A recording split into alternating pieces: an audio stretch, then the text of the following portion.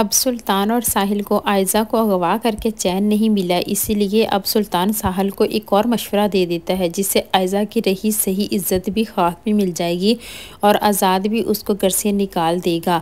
जिस पर अब सुल्तान की बात साहिल मान लेता है और कहता है कि ठीक है, जैसा आप कहते हैं मैं वैसा ही करूँगा। अब साहिल को सुल्तान मशवरा देते हैं कि तुम ऐसा करो कि आयज़ा की अगवा करने की जो वीडियो है वो आज़ाद तक पहुँचा दो, ताकि इस तरह आज़ाद को पता चले कि वो उस रात कहाँ थी। जब आज़ाद को ये बात पता चलेगी कि वो तो अगवा हो गई थी और सारी रात किसी गैर मर्द के पास रही है, तो आज़ाद उसे धक्के मारकर घर से निकाल देगा।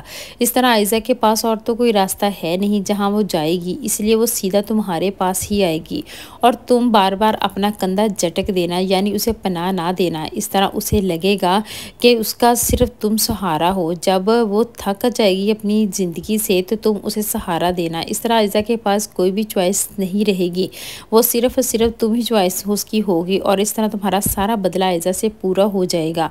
उधर अब साहिल सुल्तान की सारी बात मानते हुए वैसा ही करता है और आज़ाद को उसकी वीडियो भेज देता है। आज़ाद ये सारी वीडियो देखकर बहुत ज़्यादा परेशान होता है और सोचता है कि आयज़ा ने इतनी बड़ी बात उसे छुपा ली और उसे कुछ भी नहीं बताया। अब आयज़ा से वो पूछताछ करता है और बहुत ही ज़्यादा गुस्से में होता है, जिस पर आयज़ा बहुत परेशान होती है कि आज़ाद को उसने आज तक इतने गुस्से में नहीं देखा। जिस पर अब आयज़ा से वो पूछता है कि तुमने इतनी बड़ी बात मुझसे छुपाई क्यों? मैं तो सोच रहा था उस रात तुम शायद अपनी नानी के घर गई या कहीं ऐसी जगह गई होगी जब मुझे बताना नहीं चाहती, लेकिन मैं ये सोच भी नहीं सकता था कि तुम अगवा हो गई हो और किसी गैर मर्द के पास सारी रात रही हो।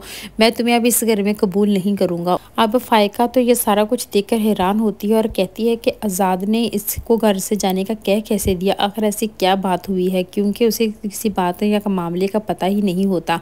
अब आयज़ा जब घर से चली जाती है तो फ़ायका बहुत हैरानी से सुल्तान को फ़ोन करती है और उसे कहती है कि आज़ाद ने आयज़ा को घर से निकाल दिया है, आखिर तुमने ऐसा क्या प्लान किया था? जिस पर उसे बताता है कि उस दिन आयज़ा को अगवा करने वाली जो हमने वीडियो बनाई थी वो आज़ाद तक पहुंचा दी है, ताकि आज़ाद को पता चले कि उस रात आयज़ा कहाँ थी और किसके पास और किसके साथ थी। उधर इमाद के सामने अब मारिया की असलियत तो आ जानी चाहिए, लेकिन इमाद की आंखों पर फिर भी मारिया की मोहब्बत की पट्टी बंधी है। वो उसे कहती है कि ये सारी जायदाद दौलत तुम्हारे नाम है कि नहीं? जिस पर इमाद कहता है कि कुछ शेयर्स मेरे ही नाम है। जिस पर अब वो उसे पट्टी बनाती है कि तुम अंकल को ऐसा कुछ ना करने देना जिससे हमारी लिए बाद में कोई मुश्किल या परेशानी का सबब बने। तुम अच्छे से जानते हो ना कि मैं क्या कह रही हूँ, क्योंकि अगर अंकल ने हमें इस जायदाद से आग कर दिया तो फिर ये ना हो कि हमें सड़कों पर धक्के खाने पड़े।